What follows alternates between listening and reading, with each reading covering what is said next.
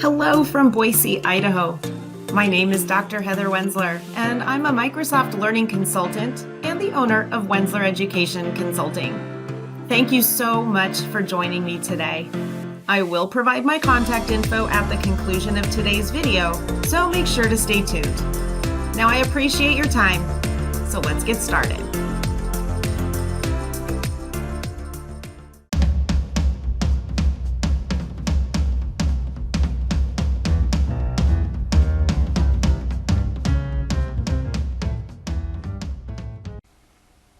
Hey everyone, today I just wanted to share with you a tool for the English Language Arts and ELL classes that really was a game changer for me and my students when I was in the classroom. When I was teaching 9th and 10th grade English Language Arts, I discovered Membean. So Membean is a vocabulary instruction and assessment tool. It is entirely online. It is backed by research that this will help your students understand how to read and decode vocabulary. It is phenomenal. I absolutely love this. This is more than just here's the vocabulary word, memorize the definition, and then use it in a sentence. That is so not what Membean is. I'm going to actually show you how a student and how a teacher interacts within Membean. So to get us started, I'm going to log in as a teacher, and we're going to walk through first the teacher dashboard and how the teacher interacts with Membean. All right, so I'm logged in here. I'm a teacher in the classroom. I have 3 classes currently set up. I can transfer and drop students. So if they leave my class or leave the school, I can remove them. I can look for particular words. So if I'm reading a novel and a word comes up that my students are unsure of, we can do this whole class. I can type in the word and we can look at it online together and explore the word, the meaning, the roots, related words, synonyms, antonyms, the whole nine. I can reset students' passwords here. I can even look for specific word roots that we are working on. So again, this is the teacher dashboard. In this case, it's also a school administrator. On the left-hand side, here are the menu items, and to really use them, I need to click the arrow in the upper left. Currently, I'm at the dashboard. I can look at my classes, including set new classes here. I can view all of my students, and I can add, transfer, drop students, see their progress, etc.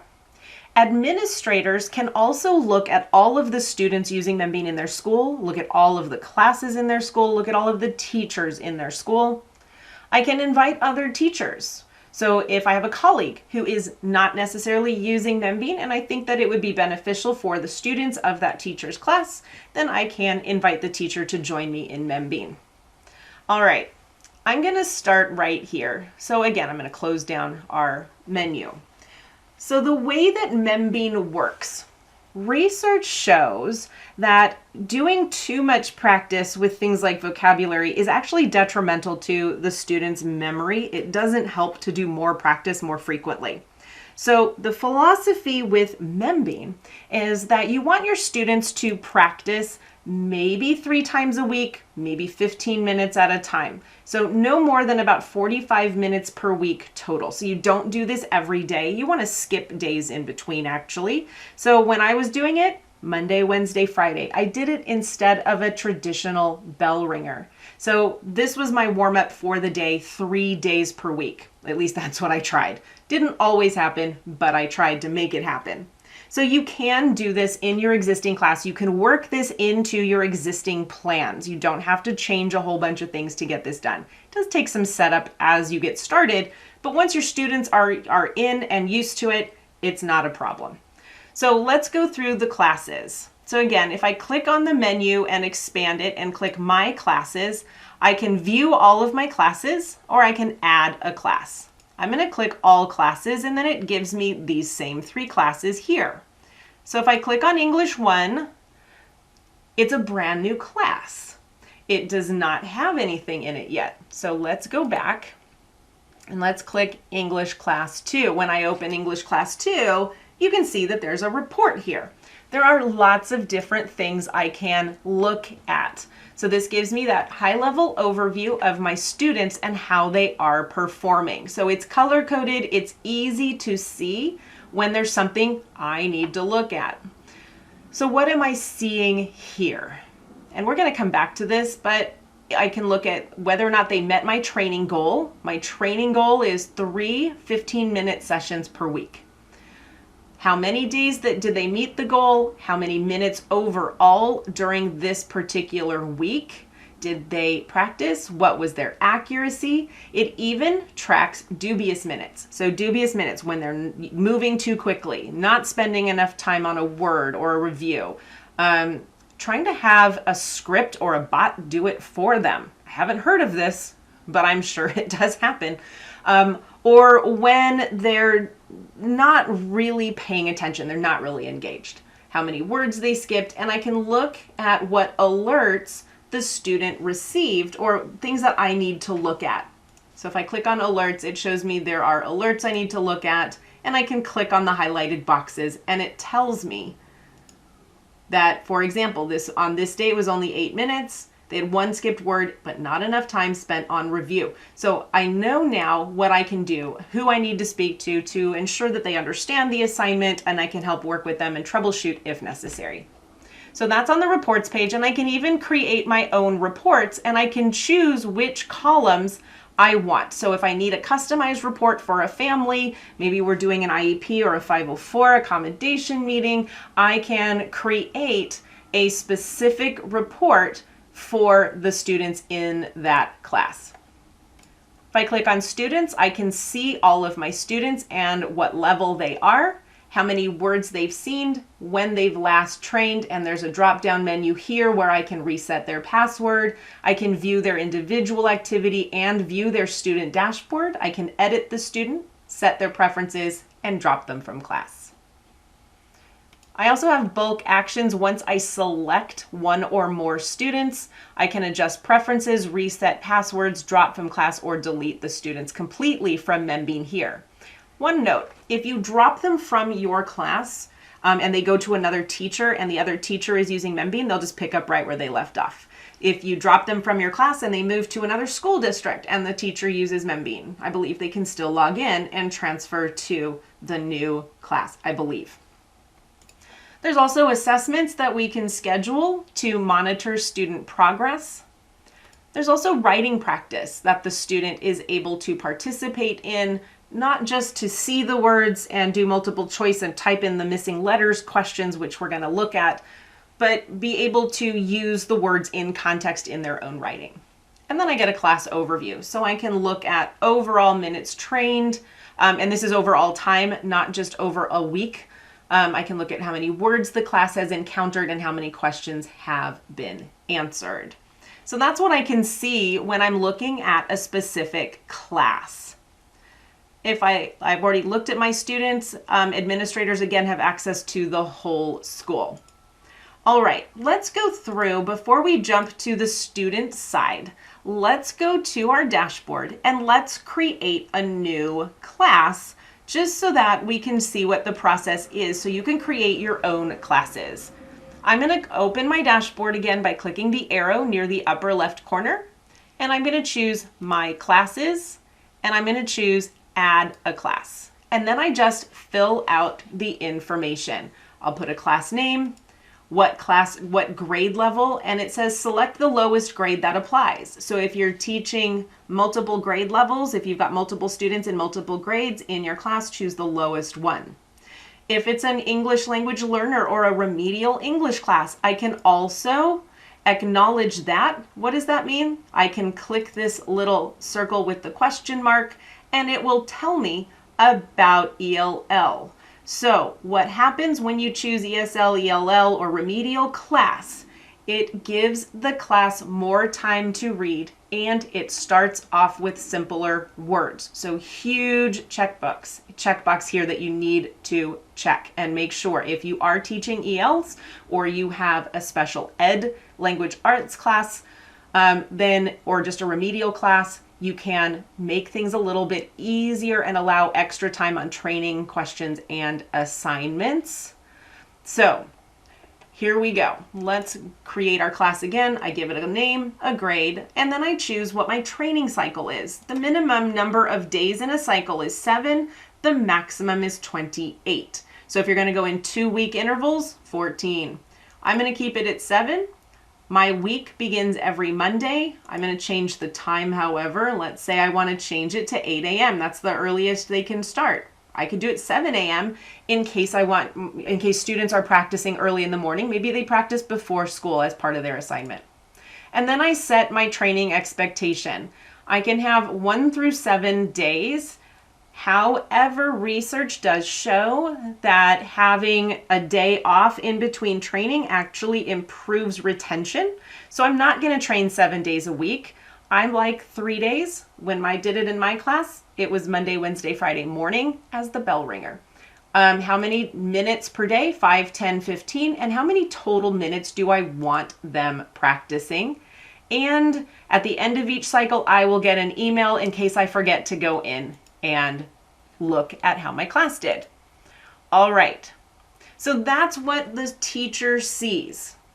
Now I want to look at what a student sees so that we can calibrate a new student when a new student joins Membean, and we can look at what practice they undergo.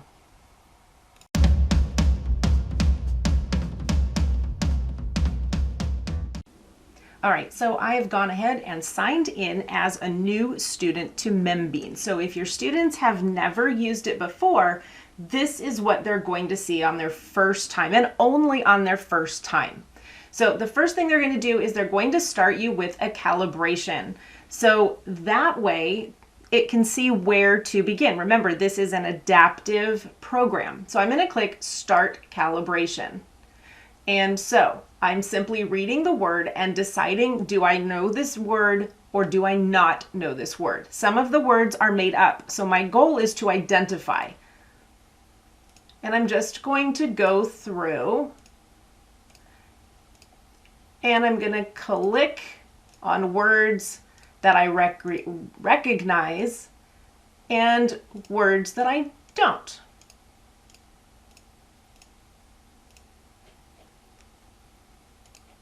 All right, I have finished my calibration, and now I'm just going to click Continue. All right, I've actually now finished. So what they're going to do, if the student gets a large percentage correct, they continue the test adding harder words. So I have finished. It gives me my level, and I'm going to click Let's Get Started. So then it's just going to go through kind of how to do this, how to think about using Membean. Don't spend too much time on any one word. If you forget, it's okay. And then it gives something to think about here.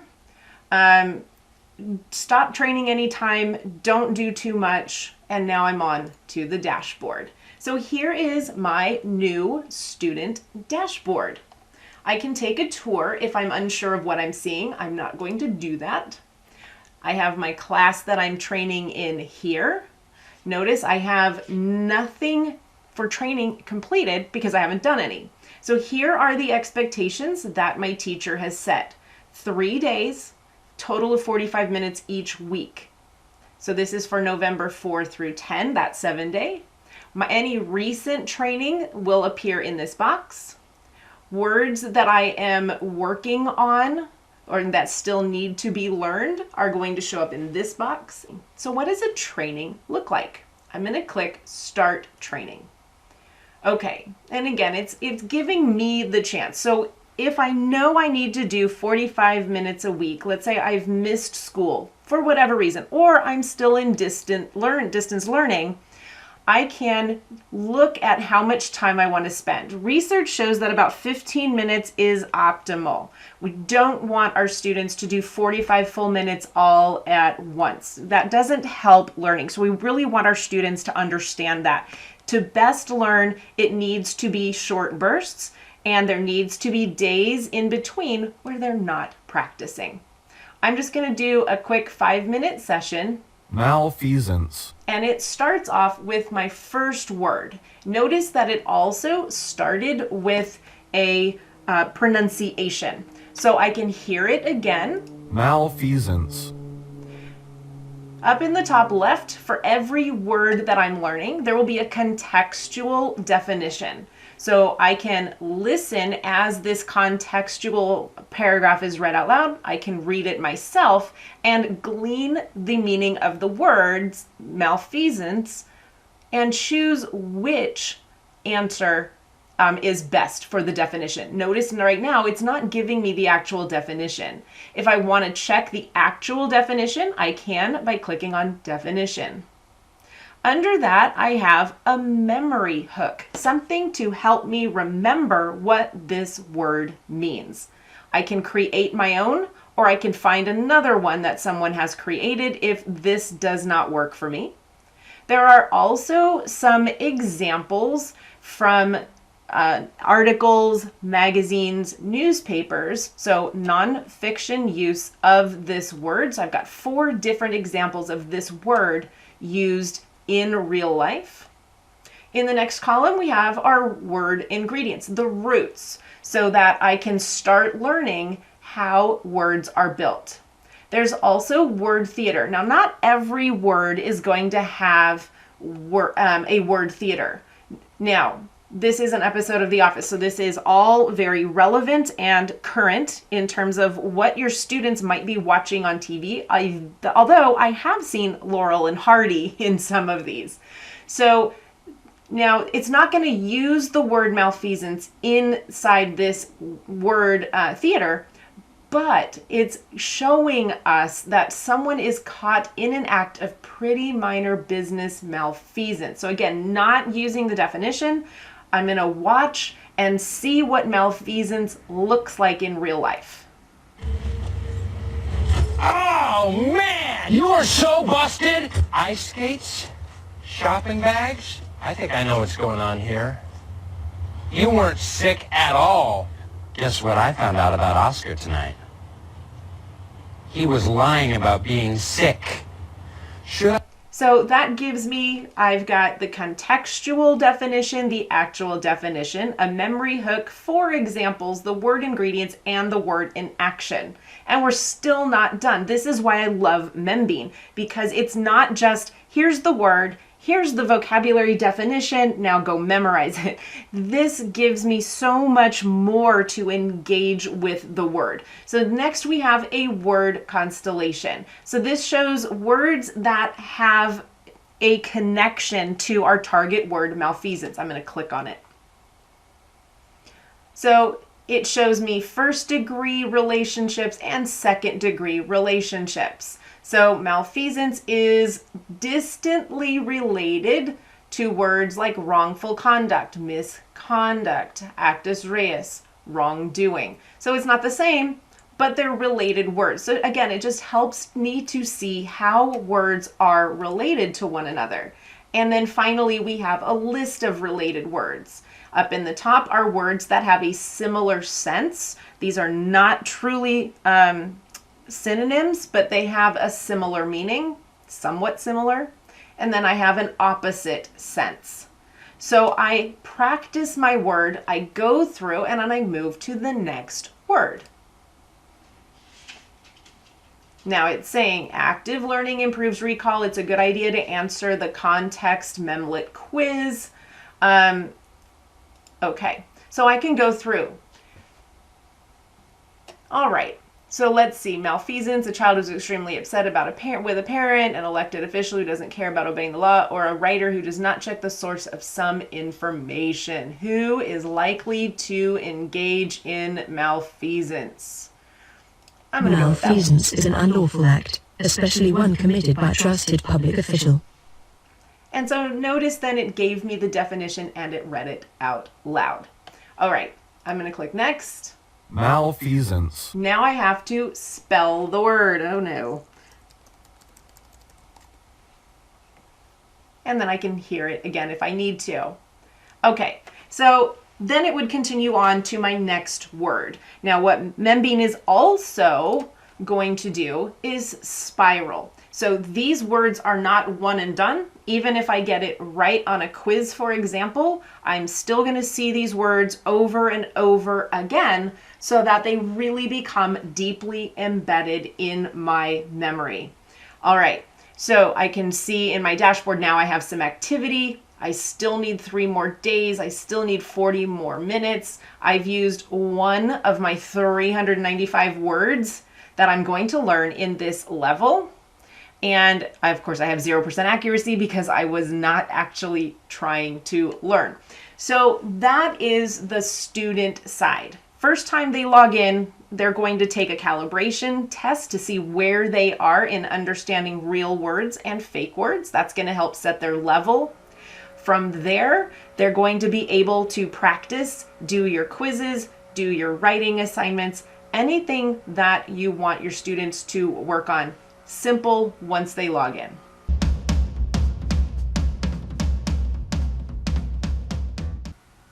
Okay, so I'm back here. I've logged back in as the teacher. So of course, having this wonderfully rich vocabulary activity is fantastic, but I know you're going to want to assess your students to see how they're doing and see where they can improve. So you're going to probably want to create assessments. So I've clicked into the class I'm going to use to create my assessment, and I've clicked onto the Assessments tab. So my recent assessments that the students have been working on are here under Recent, and upcoming scheduled assessments are here on the right. So in this case, I've set up for weekly assessment. I'm going to create a single assessment by clicking the green button, Create Assessment. And then I'm going to just create the information. So I can choose the number of questions, 10 minimum, up to 100. I don't know that I'd want to do 100. So I'm going to put 10. Now, the SATA is the type of question where there's more than one correct answer. So it's a multiple choice with multiple correct answers. So I can choose if I want to include those or not. I'm going to say no. And how long do my students have to complete this quiz? And then it also tells me who is prepared for a 10-question assessment. 100% are. If I change that to 20, how about 55? Wow, looks like everybody is ready. So here, if I did 100 questions, 94% of them are ready. I'm going to keep it at 10. So I can choose the number of questions and it will tell me who is prepared. So I have a choice who I'm going to issue this assessment to. All students, students who are prepared, or specific students. Now, because all of my students are prepared, I'm going to select prepared students only. You can click the link to learn more about those options and when you should use which. When I'm ready, I click create. And now I have my quiz. It's ready to go. If I click on a quiz, I'm just going to click on one that's in the past. Of course, I can see the status. I can see if any expired. I can see what their scores are, etc. Let's come back to assessments. If I click on Friday, November 5th, again, it gives me the status that nobody has started. So let's take a look at the other type of assessment that you might want to create, and that is a writing assessment. So I'm going to click on writing, and recent writing assignments are going to appear here. And a writing assignment is quite simple. The student picks one of the words or as many words as you wish them to, and they use them correctly in sentences. So let's create a writing assignment. I choose how many words I want them to use for this assignment. If I can go as many as 15, I'm just going to do 3. I assign the due date and due time, and I can include cue sentences. Basically what this is sentence starters, where your students will simply complete the sentence, including the words that they are using, that they're practicing. You do not have to include cues. You can require that the student compose the entire sentence on their own, and that would depend on the ability of your students, the needs of your students. There are advanced options. So the minimum word count, what you're doing here and the number of word choices, it gives you the example. So if the minimum word count, the word pool is 10, and you've asked for 3 times that number of word choices, that means they're going to choose 30 from 30 different words. So if you assign 5 words, I've assigned 3, so my minimum word count is 10, and I can give them a choice of 20 and create that assignment. So again, that word choice just allows them some flexibility so that they have a pool of words to choose from and they can choose the ones that they're most comfortable with, and entirely up to you whether you want to do that or not. So if I click on it, again, I'm going to get that same information for who started and who hasn't. So let's look at how the student now creates these assessments, works on these assessments.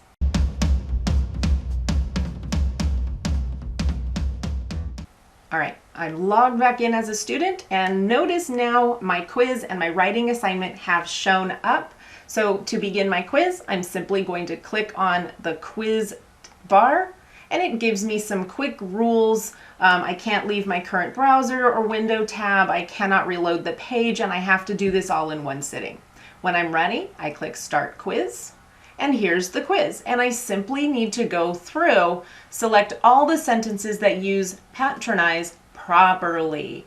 And so I'm going to go through, being talked to is not very smart, making others feel like, okay. Select all the sentences that use contemplate properly. You get the picture. So when I'm finished and I've answered all my questions, I submit the quiz.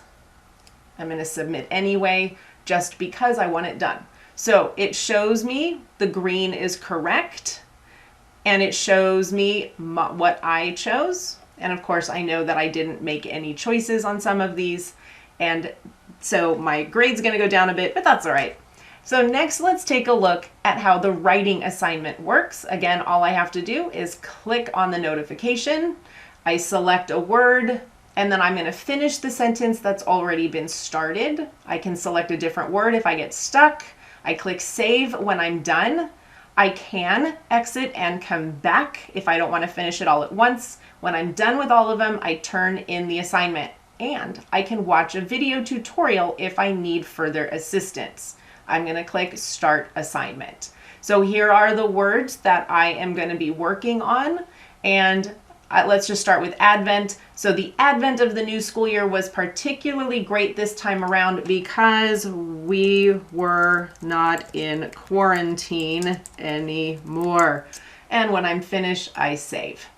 Okay, and so I'm going to go through and complete this, and then let's see what happens if I do it well. All right, I've done my 5 words. I've completed enough. If I'm happy, I click submit, or I can go back and make changes. I'm going to click submit. And here we are back at my dashboard. So I can see my current assignments. Of course, I know I only scored 7% because I got 1 out of 15. If I click on assignments, I will see that it's completed on November 5th. And it says that the teacher needs to grade this soon. So last thing we do is look at how to grade the assignment.